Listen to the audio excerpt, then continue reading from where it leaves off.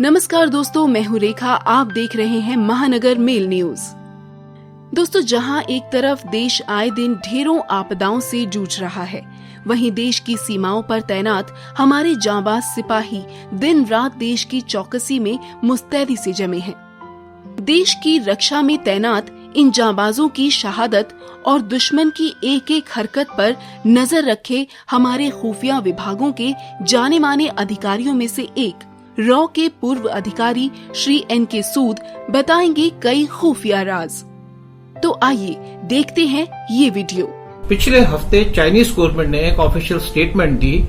उसमें उन्होंने कहा कि mount Everest is part of Tibet, यानी कि तिब्बत चाइना का है, माउंट एवरेस्ट तिब्बत में है, तो माउंट एवरेस्ट उनका है। और इसके ऊपर नेपाली गवर्नमेंट ने, जो बड़ी सेंसिटिव है इंडिया के बारे में, कोई स्टेटमेंट नहीं दी। उनके प्राइम मिनिस्टर ने कोई स्टेटमेंट नहीं दी, कोई उन्होंने प्रोटेस्ट नहीं किया, नेपाल में कोई डेमोन्स्ट्रेशंस नहीं हुई। इसके साथ साथ मैं कहना चाहूंगा कि नेपाल की इकोनॉमी क्या है, बड़ी पुअर इकोनॉमी, बड़ी पुअर कंट्री है। वहां पे कोई इंडस्ट्री नहीं है, वहां पे कोई डेवलपमेंट नहीं है, वहां पे कोई बांध नहीं बनते, वहां पे कोई और सड़कें बनने का काम नहीं होता। जो कुछ काम होता है, कोई इंडिया वहां फंडिंग देता है तो उससे काम होता है, कुछ यहाँ वहां की गवर्नमेंटों से भीख मांग करके वहां पे काम चलता है। और वहां के लोगों के पास कोई जॉब नहीं है कि गवर्नमेंट के अंदर बहुत कम सैलरी है, प्रॉपर टैक्स नहीं होता।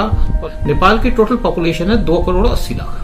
उसमें से 80 लाख लोग जो हैं वो इंडिया में रहते हैं, जिसमें से 30 से 40 लाख लोग दिल्ली के अंदर हैं।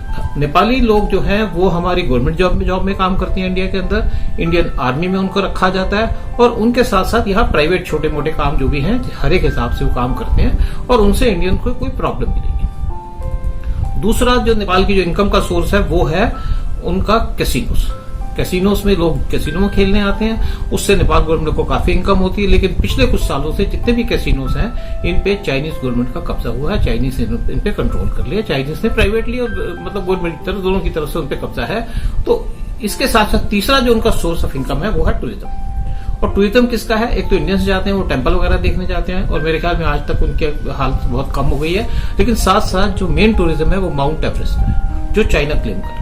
अगर एक पार्ट चाइना ले जाता है तो नेपाल की इकोनॉमी कोलैप्स कर जाएगी। जहां तक इंडियंस की बात है, इंडियंस नेपाल में थे, लेकिन अभी जैसे 2500 फैमिलीज थी सिखों की, वो 250 फैमिली रह गई, क्योंकि वहां काम नहीं है। और दूसरी बात है, जो इंडियंस है वही भाग आते हैं, क्योंकि नेपाल में जो मॉइस्ट के या कम्युनिस्ट लोग हैं वो उनके होटल में जाकर ठहर जाते हैं, उनसे हिस्सा मांगते हैं, सिक्योरिटी देने का उनसे काम करते हैं, जिससे वहां से इंडियंस धीरे धीरे छोड़ के भाग गए या काफी भाग रहे हैं।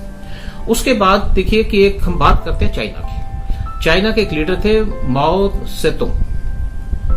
उनकी एक पॉलिसी थी, एग्रेसिव पॉलिसी थी। उन्होंने कहा कि Tibet is our palm, and उसकी जो हाथ की जो 5 फिंगर्स हैं वो हैं नेपाल, भूटान, सिक्किम, लद्दाख और अरुणाचल। और तिब्बत तो उन्होंने अपनी या पाम उन्होंने 1950 में ले ली। उसके बाद 1962 में इंडिया में अटैक किया, अरुणाचल में घुस गए, साथ में लेह लद्दाख के एरिया में घुस गए।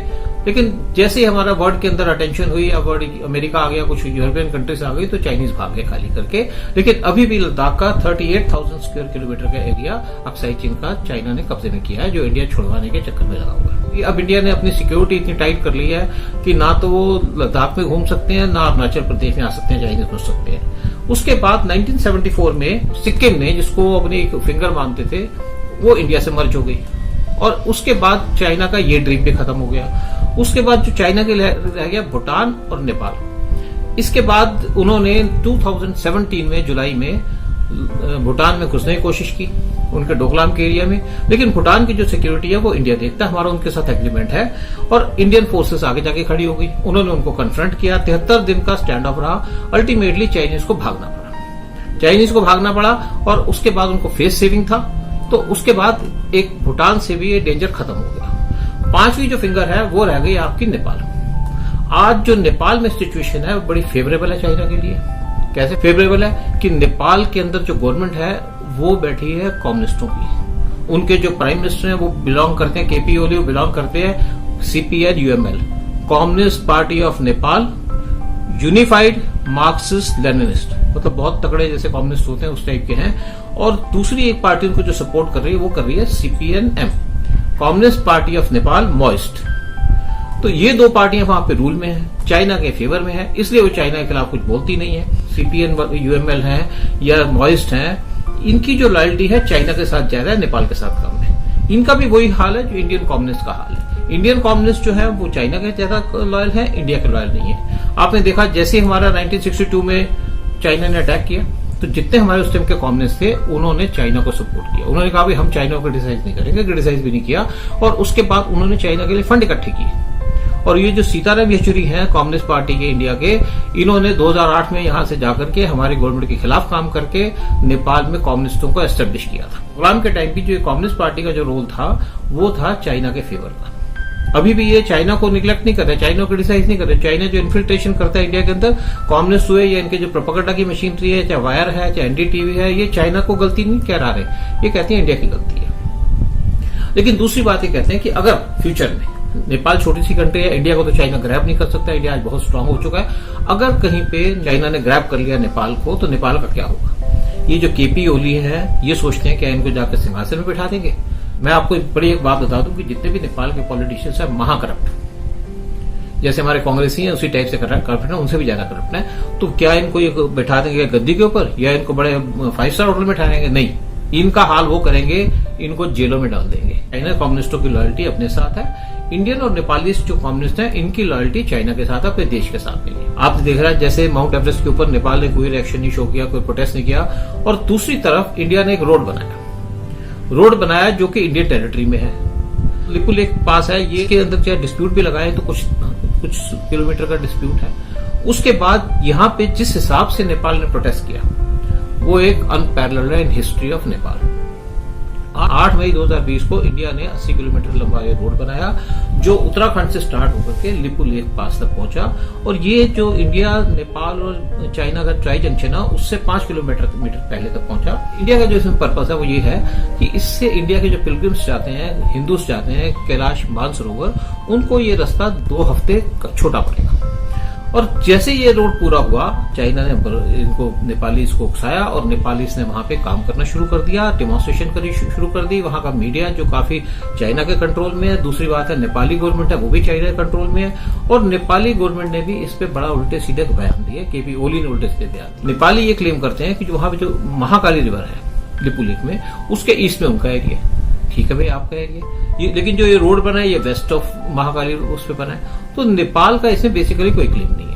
और जिस हिसाब से इन्होंने प्रोटेस्ट किया, जिस हिसाब से इन्होंने इंडिया को गालियां दी नेपाली ने, नेपाल को इंडिया ये जगह नहीं देगा, इंडिया को बिलोंग करती है, इंडिया के सिक्योरिटी कंसर्न्स है, इसलिए इंडिया को नेपाल से शेयर नहीं करेगा। दूसरी बात है कि यहाँ पे जो इंडियन आर्मी है 1962 से बैठी है, नेपाल की आर्मी अभी आई है, नेपाल की आर्मी भी नहीं, उनकी नेपाल आर्म पुलिस है वो वहां बैठी हुई है मई 11, 2020 में। मैं आपको एक छोटी सी और बात बता दूं, जो ये नेपाल के पुलिस के 25 के 30 के करीब जो भी लोग लाए हैं वो लेके आए हैं MI-17 हेलीकॉप्टर से, और वो हेलीकॉप्टर इंडिया ने नेपाल को दिया हुआ फ्री।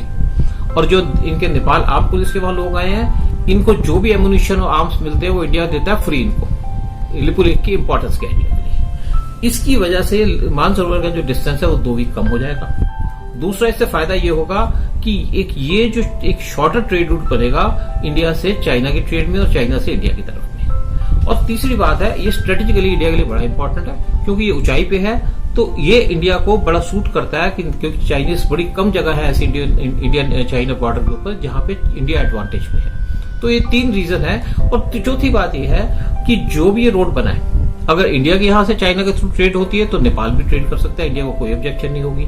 अगर नेपाल इस एरिया को यूज करना चाहता है किसी और पर्पज के लिए, उसको भी नहीं प्रॉब्लम होगी। अगर नेपाल के हिंदू, क्योंकि हिंदू कंट्री है, ये मानसरोवर जाना चाहते हैं तो इंडिया को कोई उसमें ऑब्जेक्शन नहीं होगी, क्योंकि नेपालीज का इंडिया के अंदर आना जाना फ्री है, कोई वीजा नहीं है, कोई पासपोर्ट नहीं है। इसलिए अगर ये रोड इंडिया ने बनाया तो नेपाल भी यूज कर सकता है, लेकिन गधों को कौन समझाएगा, गधे तो गधे ही होते हैं। उसके बाद एक और मैं बात कहूंगा कि इंडिया की पॉलिसी नेपाल के बारे में क्या है जब से पीएम मोदी है। पीएम मोदी की नेपाल के बारे में बड़ी अच्छी पॉलिसी है, बड़ी पॉजिटिव पॉलिसी है, क्योंकि हिंदू स्टेट है, बीजेपी भी एक हिंदू पार्टी कहा जाता है इसको। और इन्होंने जाते ही नेपाल के अंदर पिछले 4-5 साल में, जब फर्स्ट टेन्योर में थे 5 साल में 3 विजिट्स की, और इन्होंने नेपाल को इतने बेनिफिट्स दिए। इन्होंने उनके लिए एक बस सर्विस स्टार्ट की, रेगुलर बस सर्विस चलती है, उसके 3 रूट्स हैं। उसके बाद इन्होंने नेपाल को गैस पाइपलाइन दी ताकि नेपाल को किसी भी दिक्कत के टाइम में गैस या गैस वगैरह की प्रॉब्लम ना हो। फिर इन्होंने एक प्रोजेक्ट स्टार्ट किया कि नेपाल के अंदर रेलवे लाइन पहुंचाने का, ताकि क्योंकि नेपाली इंडिया में आना जाना रहता है तो रेलवे लाइन होगी, उनको आराम रहेगा, अदरवाइज उनको बॉर्डर क्रॉस करके रेलवे आना पड़ता था।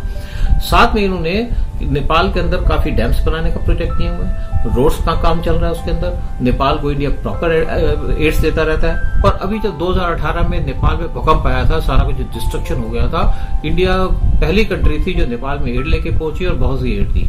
साथ साथ कोरोना वायरस के टाइम भी इंडिया उनको पूरी एड दे रहा है, पूरी असिस्टेंस दे रहा है। एक हफ्ता पहले ही नेपाल ने इंडिया को अप्रिशिएट किया है जो उन्होंने वायरस के ऊपर सपोर्ट दिया। और मैं आप बता दूं कि एक थोड़ी सी और बताऊंगा कि जो भी पॉलिटिशियन नेपाल में खड़ा होता है उसको फेमस होता है तो इंडिया गाली देंगे।